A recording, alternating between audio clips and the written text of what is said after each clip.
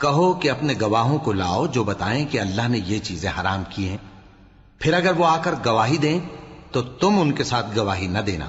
اور نہ ان کی خواہشوں کی پیروی کرنا جو ہماری آیتوں کو جھٹلاتے ہیں اور جو آخرت پر ایمان نہیں لاتے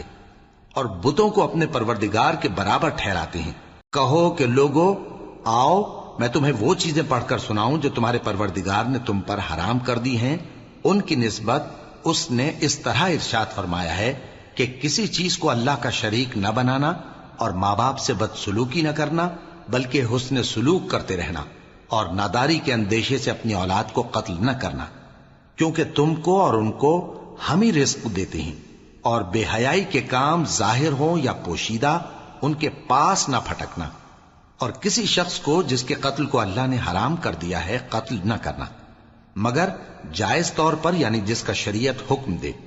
ان باتوں کی وہ تمہیں تاکید کرتا ہے تاکہ تم سمجھو۔